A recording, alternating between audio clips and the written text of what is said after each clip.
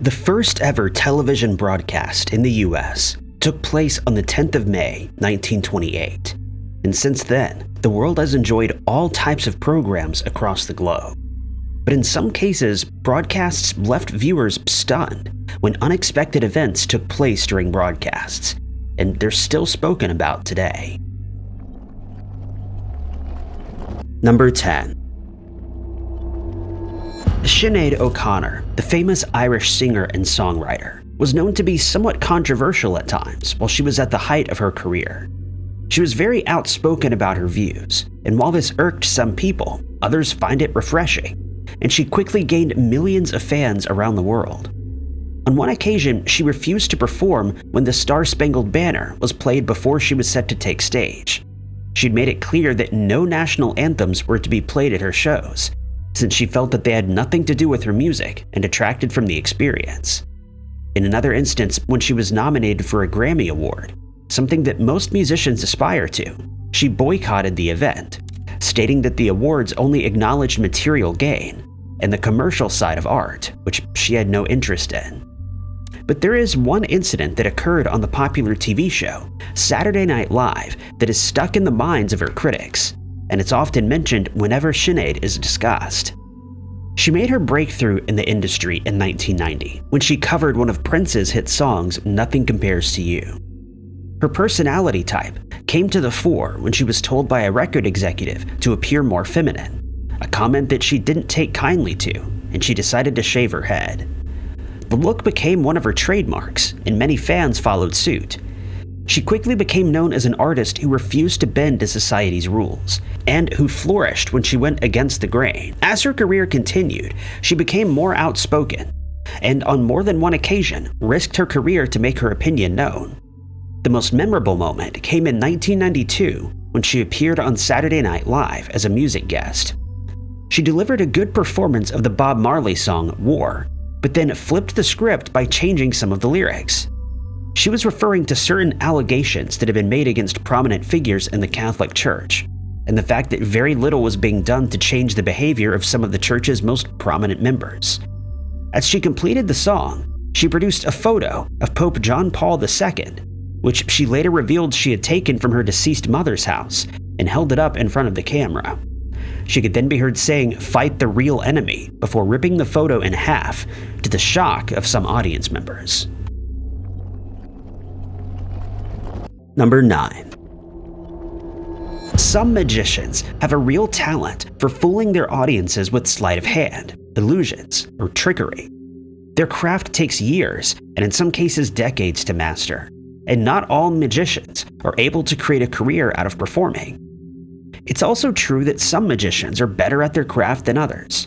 For example, Harry Houdini delighted audiences with his performances for decades as he escaped from seemingly impossible situations. David Copperfield fooled his audiences into believing that he could walk right through the Great Wall of China unharmed, and that he could make massive objects, such as elephants and a Boeing, disappear into thin air. Others use more subtle types of magic, such as using sleight of hand during card tricks, or making it seem as though they're levitating by positioning their feet in a certain way. But some magicians seemingly choose the wrong profession, as they fail to complete their routines successfully on more than one occasion. This is what happened to Jonathan Goodwin, an escapologist, who has shocked his audiences on more than one occasion when his performances went awry. In 2006, he appeared on the hit TV show Death Wish Live, during which he was supposed to complete a daring escape from a noose while suspended in the air, while handcuffed behind his back. As soon as the trick was started, he would have 30 seconds to free himself, and he had no doubt practiced the stunt many times before performing it in front of a live audience. But this time, things would go wrong. When 30 seconds had passed, Jonathan still had not freed himself, and everyone in attendance started to worry he may have made a terrible mistake. Crew members rushed to his aid, but he was cut free in the nick of time. The broadcasting channel would later release a statement in which they claimed that Jonathan's life was never in danger at any point in the performance, but many people remained skeptical. He would later state that he'd been told the stunt was dangerous and stupid, and after the fact he agreed.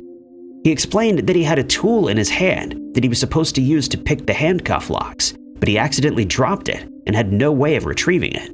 He added that he would have been fine for several more minutes without help, but would not have been able to escape on his own. But this was not the last time that Jonathan would be involved in a failed performance. In 2021, while he was performing on the show America's Got Talent Extreme, he was suspended between two hanging cars and was supposed to drop between them safely before they crashed into each other. But as the cars struck each other, he failed to drop at the right moment and was caught between the two vehicles as they erupted into flames. Those who witnessed the failed stunt were convinced that he had lost his life, but luckily that wasn't the case. Unfortunately, Jonathan is now paralyzed from the waist down as a result of the failed stunt, but he has a positive outlook on life and insists that he could still beat most people in a race. Number 8. On the 30th of March, 1981, a man named John Hinckley Jr. attempted and failed to end the life of then US President Ronald Reagan, and the entire incident was captured by television cameras and then played to audiences around the world. That day, Reagan had visited the Washington Hilton Hotel, where he had attended a speaking engagement. As he left the building, camera crews were waiting outside, and he could have been seen leaving the hotel with several people, including his security staff, around him. He could be seen waving to onlookers who were waiting outside, and he seemed to be in a good mood. But just as he reached his limousine, flashes of light could be seen, and the sound of a firearm being discharged was heard. A police officer could be seen dicing to the ground in fear, while several people tackled Reagan to the ground in an effort to get him out of harm's way. Chaos erupted as two police officers and another man pounced on Hinckley Jr. and forced him to the ground after he was identified as the one who had pulled the trigger. One would imagine that Hinckley Jr. had a political motive for the attack, as is usually the case when a president is attacked. But in this rare instance, nothing could be further from the truth.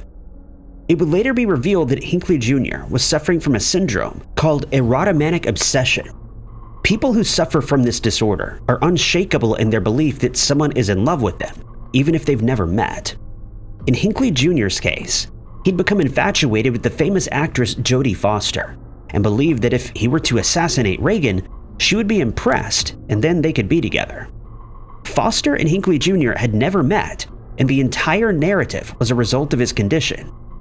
As for the president, he was rushed to the hospital after it was found out that one of the rounds that was fired had ricocheted off of his limousine and struck him in his left arm. He suffered injuries to his ribs and one lung and was treated for internal injuries, but went on to make a full recovery.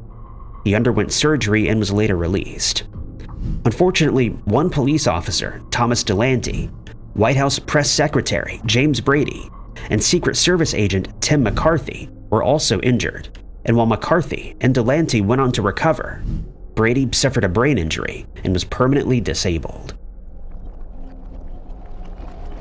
Number 7. Live television can be unpredictable at the best of times, and through the decades, we've seen some shocking moments being broadcast since they're impossible to predict. But one tragic event that took place in August of 2015 is still spoken about today, thanks to the shocking nature of the footage and the fact that the incident resulted in 2 people needlessly losing their lives. On the 26th of March that year, reporter Allison Parker and camera operator Adam Ward were filming in Moneta, Virginia, when they were conducting a live on-air interview at an outside shopping mall. The story was supposed to promote tourism in the area, but the events of that day turned it into a tragedy. While the interview with Vicki Gardner, the head of Smith Mountain Lake Regional Chamber of Commerce, was underway, a man approached Allison and Adam, and shots could be heard ringing out. Adam's camera caught a quick glimpse of the attacker, who then fled the scene. Gardner was wounded, but she was rushed to the hospital, and after undergoing several surgeries, managed to make a full recovery, both physically and mentally. Unfortunately, Allison and Adam weren't as lucky, as they both lost their lives. The hunt was then on to identify and track down the attacker, and he was identified as Vester Lee Flanagan II, who was better known to viewers of the WDBJ-7 television station as Bryce Williams, a multimedia journalist. It was later discovered that while he was employed there, Flanagan struggled to get along with other reporters and photographers, and he was ordered to consult with a health advocate in 2012. This was ordered after several of his fellow employees reported that he made them feel uncomfortable and that he became overly aggressive towards them at times. But his irrational behavior continued, and in 2013 he was fired from his position. He had to be escorted from the premises by police officers after hearing the news of his dismissal, as he once again became aggressive and started making threats against those around him. He was prohibited from visiting the station, and extra security was brought in at the building for some time after the incident. Flanagan would then claim that he'd been dismissed for racial reasons, and he filed a complaint, but it was summarily dismissed since no proof of discrimination was found.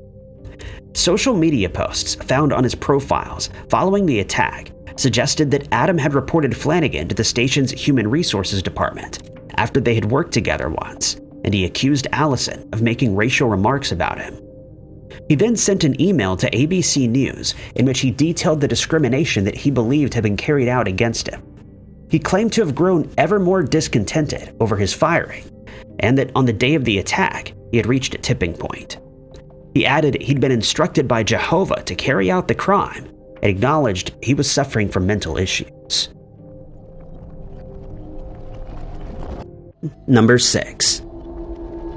In June of 2019, 42-year-old magician Chenshaw Lahiri was living in India, where he was working as a magician. By all accounts, he enjoyed sleeping late most days, but the 16th of June that year was very different.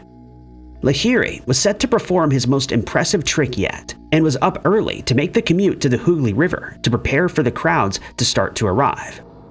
His wife, Rita, later reported that he looked confident and relaxed, as was usually the case before a performance, but unbeknownst to her, Lahiri would never come home. He had taken inspiration from the greatest escape artist of all time, Harry Houdini, and was about to attempt one of his most famous acts. To do this, Lahiri would be suspended upside down with his hands and feet bound before being lowered into a river. Once he was submerged, he would have only a small window of time to get free, or the performance would be a failure. This was not an option for Lahiri, since he failed to complete 2 other tricks in the past, and he felt this performance would restore his reputation as a master escapologist. Once he and a few of his friends arrived at the river, they boarded a rented boat and set out to the deepest part they could find. While on the way there, Lahiri started preparing. He changed into a jumpsuit and shorts, and his friends helped bind his hands and feet using rope and chains. By this time, a crowd had started gathering, and journalists were preparing to cover the events as they unfolded. One news channel correspondent conducted a quick interview, and Lahiri explained what was about to happen. He then uttered something foreboding, stating that a normal person could never escape the bindings that he was in, but that he could, and if not, the event would end in tragedy. Lahiri was then lifted above the river using a crane operated by Rita, and at around 12:30 that afternoon, the performance started in earnest. For the next 45 seconds, the crowd held its breath in anticipation, but as the seconds passed by, they started to grow uneasy. When it became apparent that something had gone awry, Rita lifted the rig back up, but Lahiri was nowhere to be seen. One might be forgiven for thinking this was part of the act, but unfortunately, this was not the case. The river was searched for hours to no avail, and Rita started to fear for the worst, as did Lahiri's friends, who could find no trace of him. The crowd was left in shock, as were audiences watching the broadcast from home, and that following afternoon, Lahiri was finally found deceased, 24 hours after he'd been lowered into the river. No one is certain why the performance went wrong, but it's been suggested that the ropes or bondages that had been tied around his legs were too heavy, and they weighed him down while he struggled to escape from his bonds. Number 5. Richard and Judy was a British television chat show that was shown on Channel 4 every weekday between 6 and 7 p.m. It was presented by husband and wife Richard Madley and Judy Finnegan, who were considered television icons thanks to their appearances on the show. Every day, the show would run a competition called You Say We Pay, during which viewers could phone into the studio and attempt to describe a series of images that the presenters couldn't see. Richard and Judy then had to try to guess the object that was being displayed, and for each correct answer, the viewer would win $1,000. It was a very popular segment on the show, But in February of 2007, a scandal erupted. The Mail on Sunday newspaper reported that they had received emails from the show that had accidentally been leaked, and that their contents pointed to something truly worrying. It would come to light that viewers would be invited to call into the show, despite the fact that that day's winner had already been chosen. This might not seem like a big deal, but considering that the calls were charged at a premium rate of $1 per minute, and that the segment had run for several seasons, viewers were left outraged. The company responsible was called Echo UK Limited, and the Premium Rate Services Regulator, ICSTIS, started investigating. It was then discovered that the allegations were true and that viewers had been defrauded of over $100,000 during the segment's run. It was decided that the money had been fraudulently received by Echo and it was to be refunded, but the company claimed that it had been made a scapegoat by the media and that it would be appealing the decision. But it soon became clear that Echo had no regard for the show's viewers, and they had knowingly encouraged people to call in after the winner of the day's segment had been chosen before the competition's closing deadline. An ICSTIS representative stated that this type of practice could prevent the public from using premium rate services, and added that during the segment's run, more than 5 million people had phoned in at a rate of about $1 per call. 47% of these calls were made after the day's winner had already been chosen. But the scandal only worsened when it came to light that Echo management had been made aware of this deception 6 months before the truth was revealed. But it was actually far worse than that. It would be revealed that one of Echo's account directors had sent an email to the company's senior executives to make them aware of what was happening, but his warnings were merely ignored. It was then suggested by someone close to the account director that he had sent several of these emails, but each time his pleas fell on deaf ears. The segment was immediately removed from the show, and Richard and Judy expressed their shock at what they had learned. Number 4. Usually, when a crime is reported, it takes some time for investigators to get all of the facts of the case together, and they can then start an investigation and try to identify the perpetrators so they can be apprehended. But in some cases, the culprit is only identified years or even decades later, after the case went cold. In others, no suspects are ever named, and whoever committed the crime gets away scot-free. Some criminals have a knack for evading the law, and hence are able to make a living out of stealing the hard-earned money and possessions of innocent people. Others commit crimes merely for the thrill of it, while some claim to have a good reason for breaking the law and putting the lives of others in danger. These excuses very rarely affect the outcome of their cases, and they end up spending time in prison. It's usually only thanks to the perseverance of the police that some criminals are brought to justice. But this was not what happened in 2014, when firefighters responded to a house fire that had broken out in Rockville, Maryland. Residents of Horner's Lane called the police to report that a house on the 300 block of the lane was ablaze, and first responders raced to the scene. As soon as firefighters arrived, they started lugging hoses and ladders to the house in an attempt to get the flames under control. A news crew from ABC7 had gotten wind of the incident, and they soon arrived at the scene. Viewers who had tuned in were shown the house that was still burning out of control, and it was then learned that several people were in the house when the fire started, but thankfully no one was injured. Then something truly remarkable happened. A man who could be seen loitering in the background and who had seemingly stopped to watch the unfolding drama suddenly spoke up, stating he had set the fire. The reporter at the scene immediately started questioning him, and the man stated that his name was Carlos. When asked how he had started the fire, he stated that he had spread gasoline on the house's floor before setting it alight. He added that he then left the house, went somewhere to grab a drink, and then returned. And that was when he was seen on camera and made his startling revelation. The reporter then asked why he had set the fire and how doing so had benefited him. Carlos stated that he wanted to draw the attention of the media and then went on to make further shocking claims. He would reveal he lived in the house along with 5 other people, which was owned by his mother. He'd grown tired of what he described as deplorable living conditions in the 2-story home, and he wanted to bring an end to it.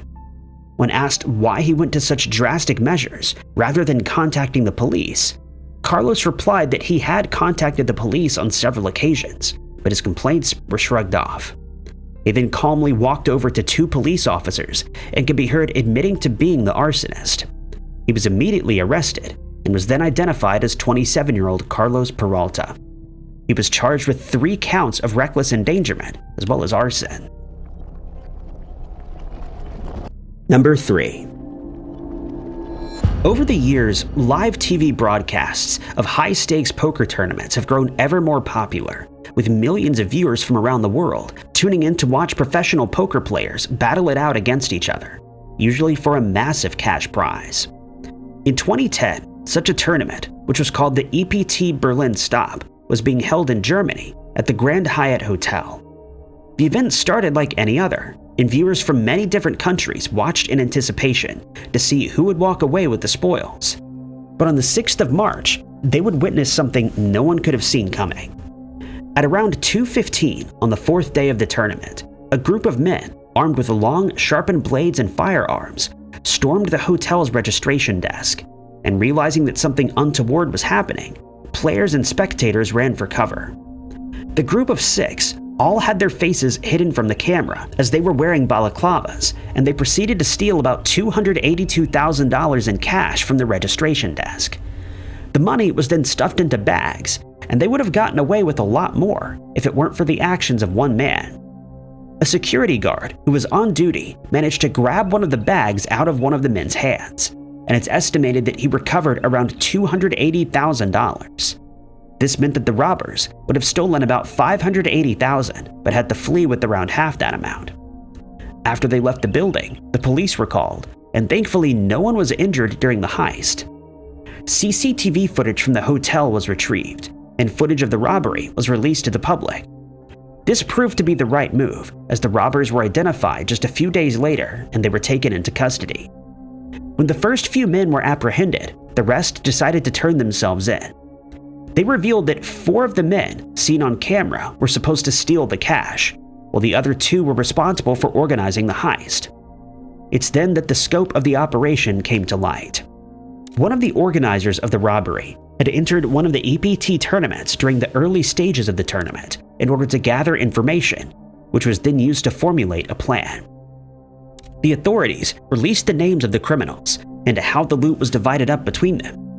Each man received $52,000, while the man who informed them of the tournament was given just $6,000. After the heist was completed, the tournament was put on hold for a few hours, while players and spectators tried to make sense of what had happened. The main event went ahead as scheduled, but it was not broadcast live for obvious reasons. Kevin McPhee was the eventual winner, who walked away with the prize money of $1.17 million. Number 2. Many people dream of visiting South Africa one day, and those who've had a chance to travel there describe it as a beautiful place, with many unspoiled areas full of wildlife.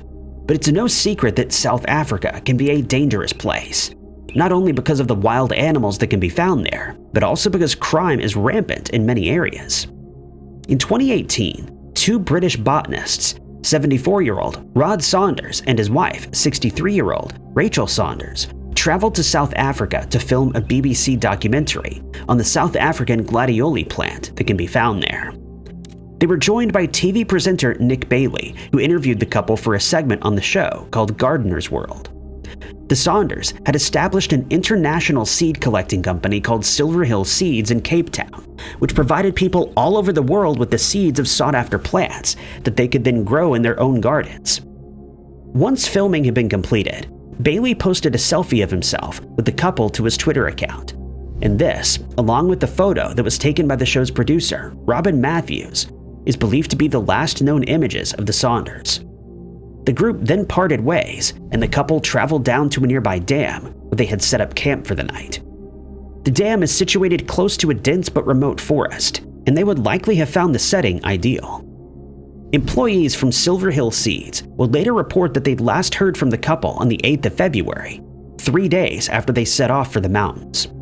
When they failed to make contact with anyone by the 10th of February, the authorities were notified that they had gone missing, and an investigation was started. That same day, the police received information that Rod and Rachel had been abducted, and 3 days later, it was found that large amounts of money were being withdrawn from their bank accounts. Their vehicle, a Land Cruiser, and camping equipment were also missing, and a search of the forest was conducted, but no clues were found. The Hawks, an organized police crime-fighting unit, then found that a local couple were in possession of the victims' cell phones, and they were taken into custody.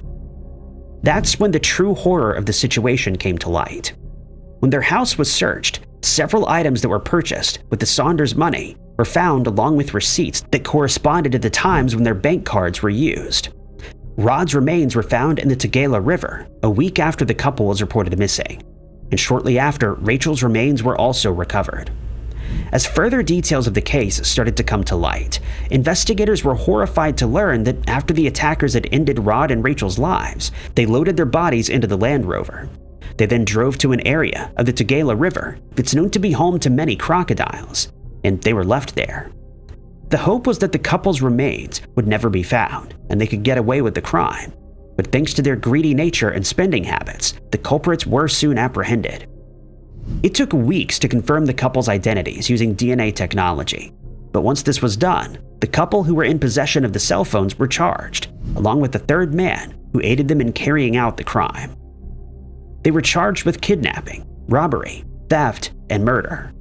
A fourth individual, who was found not to be involved in ending their lives, was given a suspended sentence, and the trial saw many delays, and the outcome remains uncertain. Number 1. Christina's Court was a syndicated reality TV show in which Judge Christina Perez oversaw many types of cases in a courtroom that was built at KRIV, a Fox-owned television station in Houston, Texas. The show won the Daytime Emmy Award for Outstanding Legal and Courtroom Program for 3 consecutive years in 2008, 2009, and 2010. This record was eventually broken by the hit TV series Judge Judy. Perez was seen as one of the most trustworthy TV hosts on air at the time, but the same could not be said for her bailiff, Deputy Raynard Spivey, who would also go on to appear as Perez's bailiff in her other show, Justice for All, with Judge Christina Perez. Spivey became a fast favorite with audiences, mostly thanks to one interaction with a plaintiff who was appearing in court. The defendant could be heard speaking about how the plaintiff and his wife often argued, to which Perez remarked that this is normal behavior. She then pointed to Spivey and said, "Ask him. He's been married for how long?" To which Spivey replied, "Over 27 years. The plaintiff then quipped, "Look at him though, he looks mad," which resulted in laughter from everyone in attendance, including Spivey. This statement would prove to be prophetic years later, when Spivey ended up in the spotlight for very different reasons. In July of 2019, Spivey was taken into custody and charged with ending the life of his wife, Patricia. Spivey had dialed 911 and told the operator that he and Patricia had been arguing all day, but added that he had unintentionally injured her when his firearm accidentally discharged. He claimed that the argument had turned physical and that he and Patricia started struggling for the weapon. At some point during the tussle, the firearm discharged and Patricia was struck. But Spivey's version of events made very little sense once the police arrived at his house. Not only had Patricia been hit twice, but Spivey was also wounded, so his claims quickly fell apart. He was arrested and then released on a $50,000 bond, despite it being suggested that he was a danger to the community and that he might attempt to flee to avoid prosecution. Patricia's brother would then reveal that the couple had been arguing after Patricia started suspecting that Spivey was having an affair, since he'd suddenly stopped showing any interest in her. She also suspected that he'd been using steroids as he had done in the past. He also mentioned to Patricia's brother that they'd been arguing often, and that one day he would rise up like the Incredible Hulk, which suggested he was at the end of his tether and that he was likely to snap. An autopsy revealed that Patricia also had bruising around her wrists, suggesting that Spivey had indeed become physical during the argument, and some people believe that he then attempted to make the incident look like an accident by injuring himself with the firearm. Thank you guys so much for watching. If you liked this video, be sure to hit that like button. Also, don't forget to subscribe and click that notification bell to keep up to date with all of our future uploads. But my name is Ty Knotts, and I'll catch you guys in the next video.